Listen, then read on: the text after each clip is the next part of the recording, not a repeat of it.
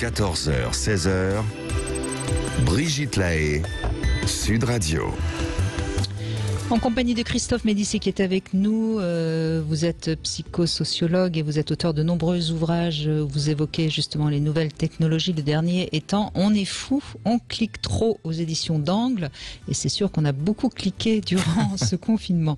On revient sur les sites de rencontres et c'est Cécile qui démarre cette émission. Et c'est tant mieux puisque Cécile, vous les avez utilisés, ces sites de rencontres. Et vous avez rencontré beaucoup d'hommes, mais vous avez aussi trouvé le bon. Bonjour Cécile. Bonjour Brigitte, bonjour à votre invité. Bonjour Cécile. Donc oui, effectivement, il y en a à prendre et à jeter, je dirais, sur les sites de rencontres. Il faut être persévérant, j'allais dire, et savoir ce que l'on veut, parce que c'est très facile de montrer une belle image. Tout sur la carte postale, c'est très joli, et après, en direct, c'est autre chose. Ce qui a été le cas, moi, de mes premières rencontres. Cécile, je suis d'accord, je suis évidemment d'accord, et Christophe aussi est d'accord avec vous, mais est-ce qu'au fond, c'est pas comme ça aussi dans la vie on va croiser beaucoup de gens si où la carte postale est jolie, et si on gratte un peu, c'est différent, oui, bien sûr.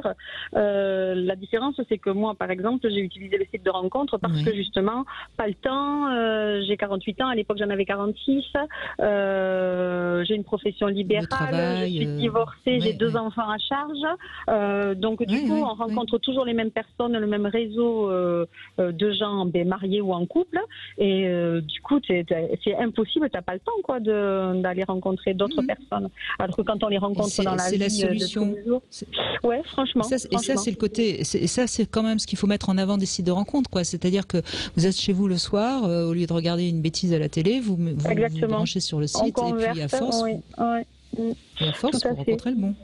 Oui, c'est ça. Alors combien de temps Ouais, c'est la même question que je voulais poser. Combien j'en ai rencontré, voilà, c'est ça, combien j'en ai.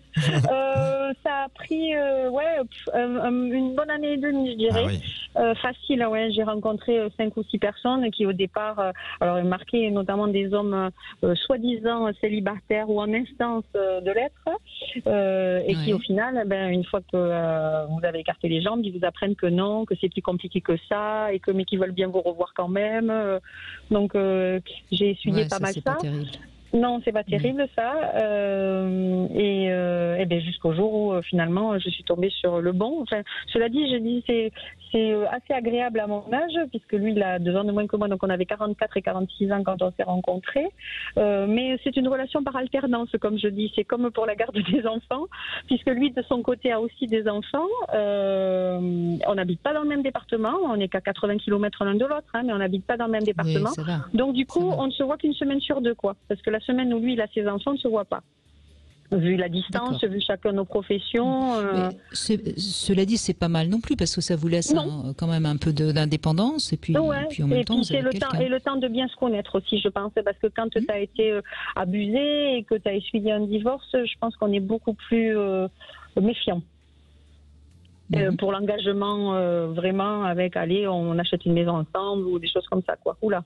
Même là, actuellement, presque 2 ans après, je suis pas prête pour ça.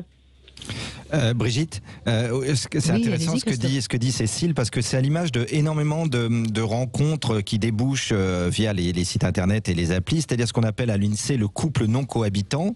Et vous l'avez bien dit, Cécile, souvent des gens de Quadra arrivent, ils ont un divorce, ils ont X histoires d'amour, ils sont avec 1, 2 ou 3 enfants, et finalement pas prêts à un engagement. Ils s'engagent, c'est quand même un engagement que vous avez fait, on est d'accord, Cécile, mais ils s'engagent en gardant quand même leur vie, parce que maman solo, papa solo, c'est pas si simple de conjuguer ces 2 vies, et de fait parfois ça peut être très casse-gueule, pardonnez-moi d'être un peu trivial, vous voyez ce que je veux dire, d'immédiatement partir avec étant beau-père et belle-mère, on sait que parfois il y a beaucoup de livres là-dessus, c'est parfois le pire des rôles à jouer, donc ça arrive souvent, Cécile, ça, j'ai envie de vous dire, de couples non cohabitants suite au site internet, mais comme dit Brigitte, c'est quand même une histoire d'amour qui joue, qui est viable, c'est quand même une histoire d'amour. Ah oui, je pense, et honnêtement, moi je me projette, mes enfants maintenant ont 14 et 16 ans, les siens ont 18 et 20, et je me dis, allez, si ça tient encore, disons que quand ils seront dans les études secondaires, on avisera, quoi. Mais quelque part, ça laisse du temps pour mieux s'apprécier, mieux se connaître, voir les bons et les mauvais côtés avant de de passer encore à l'étape supérieure. Oui, mais Cécile, j'entends parfaitement ce que vous dites et je suis totalement d'accord. Il faut faire attention à une chose quand même. C'est pour l'instant, vous avez les avantages d'une relation sans les inconvénients. C'est-à-dire que vous gardez votre indépendance, vous avez quand même vos enfants qui sont beaucoup avec vous, donc vous n'avez pas ce sentiment de solitude que peuvent avoir certaines personnes qui sont vraiment seules. Vous avez visiblement rencontré quelqu'un avec qui il y a quand même pas mal d'affinités. Donc tout ça, a priori, paraît tout à fait positif. Il y a juste une chose contre laquelle je veux vous mettre en garde, et j'en profite pour mettre en garde toutes les personnes qui nous écoutent. Il faut savoir quand même que une relation d'amour qu'on a envie de vraiment construire, il faut faire attention de ne pas prendre trop l'habitude de rester à distance. Parce que sinon, après, ça devient compliqué de réellement rentrer dans une relation plus proche, plus intime. Mais peut-être que quand vous êtes ensemble, vous êtes vraiment profondément ensemble. Peut-être que vous êtes quand même tous les jours en train de vous appeler ou de communiquer. Ah oui, alors ça c'est sûr. Par contre, oui, il se passe pas un jour sans qu'on communique. Oui, ça de toute façon, oui, le lien, il est gardé comme ça. Mais je comprends en même temps ce que vous dites. Hein, c'est le risque aussi. Hein, j'en suis consciente. Hein. Oui, parce que et donc le risque que vous courez, mais après tout c'est peut-être un risque qui vous ira bien, c'est que dans 2, 3 ans, 4 ans, quand vos enfants seront définitivement adultes, vous n'aurez de toute façon pas envie de vivre ensemble. C'est le risque que vous courez. Oui, je pense. Mais après tout, moi je suis là juste pour toujours éclairer un peu la part d'ombre de quelque chose. Hein. Mais en attendant, vous avez raison, c'est la bonne solution. Et puis c'est mieux que d'être seul. Donc ça c'est évident. C'est évident. Alors on s'est posé la question. Alors moi la difficulté dans cette relation-là aussi, c'est cette distance, c'est 80 km. Le fait que moi j'ai une profession libérale dans ma région à moi, lui dans la sienne. Donc du coup là il y en a un des deux qui va tout quitter quoi le jour où la relation deviendra différente de ce qu'elle est aujourd'hui. Et en même temps, Brigitte, c'est vrai que couple non cohabitant, on est chacun chez soi, et c'est vrai que la dynamique, j'ai envie de dire, l'homéostasie de la relation va complètement changer le jour où les gens décident effectivement de s'engager plus, d'aller plus avant et de partir sous le même toit toute la semaine et tous les mois et toute l'année. Parce que là, effectivement, c'est pas la même chose. C'est pour ça qu'on dit souvent, quand on est comme ça au début d'une relation, ou au bout de 6 mois, 8 mois, prenons quelques temps pour vraiment partir en vacances ensemble, par exemple 1 mois, c'est un test.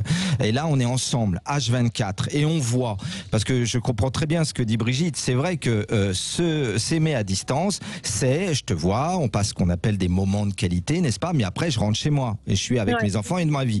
Mais être ensemble tout le temps, c'est là qu'on va voir des choses chez les autres. D'ailleurs, Brigitte, vous vous rappelez qu'on en parlait lors de nos émissions pendant le confinement, qu'il allait avoir une vague de divorces à cause du confinement et après le déconfinement. Bon, elle commence à s'amorcer, hein, parce que les gens ont dit, et il y a au moins 25% des couples qui ont dit, mais moi je le supporte moins que je pouvais l'imaginer, parce que là, mais je parlais même pas, Christophe, vous avez raison, absolument raison dans ce que vous dites, mais je parlais même pas de ça.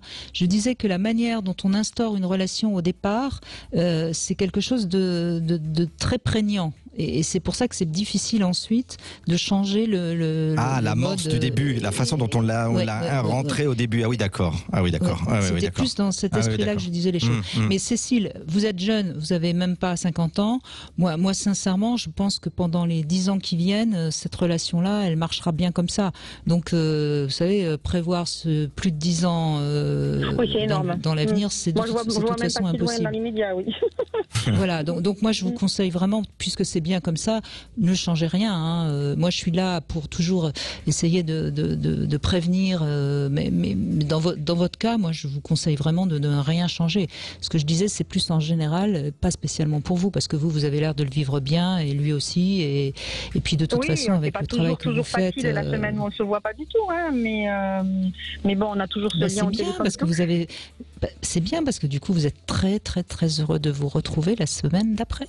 Et ça, c'est quand même pas mal. Exactement. Oui, c'est vrai qu'on parle toujours de loin des yeux, loin du cœur. Parfois, c'est le contraire. C'est près des yeux, loin du cœur, et loin des yeux, près du cœur, parfois. Franchement, c'est vrai que ça maintient le désir. Le désir sexuel, il est toujours intact. C'est ça l'avantage. C'est quand même pas rien. Hein, c'est vrai. Vous voyez ce que je veux dire? Hein, oui, je suis bien d'accord. Bon, et puis sinon, la semaine, si vraiment vous avez une envie, il y a des jouets. Hein, on en parle tout à l'heure. Oui, j'en ai une boîte. Bon, ça va. Vous êtes équipés, je m'inquiète pas pour vous. C'est bon. Merci Cécile en tout cas de ce témoignage. Merci. Merci à vous. Au revoir. Au revoir. Christophe, on fait une petite pause et dans un instant on retrouve Julia Palombe pour notre Sexy News. À tout de suite. 14h, 16h, Brigitte Lahaie, Sud Radio.